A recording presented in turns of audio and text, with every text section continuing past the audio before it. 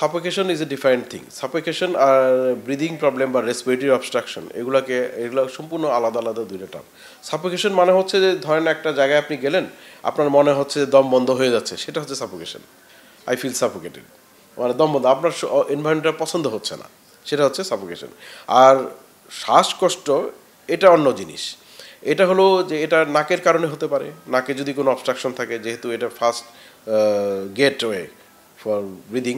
তো যদি কোনো প্রবলেম থাকে নাকের ভিতরে, নাকের যে স্পেস, এয়ার স্পেস যেটাতে বাতাস যাবে সেটা ন্যারো হয়ে যায়, সেই ক্ষেত্রে কিন্তু বন্ধ থাকতে পারে। দ্বিতীয়ত হতে পারে নাকের পিছনে যদি কোনো কিছু বাধা থাকে, কোনো টিউমার থাকে, বা বাচ্চাদের ক্ষেত্রে অ্যাডেনয়েড থাকে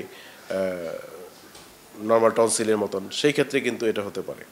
আবার যদি আপনার অ্যাজমা থাকে, হাঁপানি, সেই ক্ষেত্রে কিন্তু ব্রিদিং প্রবলেমটা হতে পারে। এগুলো তো বললাম ক্রনিক প্রবলেম, এগুলো হচ্ছে কমন। বাট কোনো কোনো ক্ষেত্রে তীব্র প্রদাহ যদি হয় শ্বাসনালীর মধ্যে, যেমন ধরেন অ্যালার্জিক হইতে পারে এটা কখনো কখনো, বেশিরভাগ সময়, অথবা ট্রমাটিক মানে কোনো একটা আঘাত পেলো, তখন এটা হতে পারে। তো সেগুলো শ্বাসকষ্টের অন্যতম কারণ।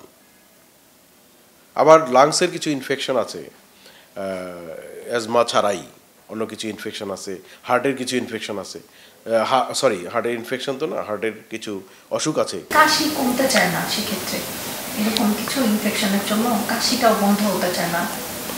ইনফেকশনের যতদিন ইনফেকশন থাকবে ততদিন কাশি থাকবে। লাংসের ইনফেকশনের এটাই নিয়ম, যে যতক্ষণ কাশি থাকবে ততক্ষণ আপনার শ্বাসকষ্ট থাকতে পারে এবং ভালো হবে না, লাংস ইনফেকশন ভালো না হওয়া পর্যন্ত।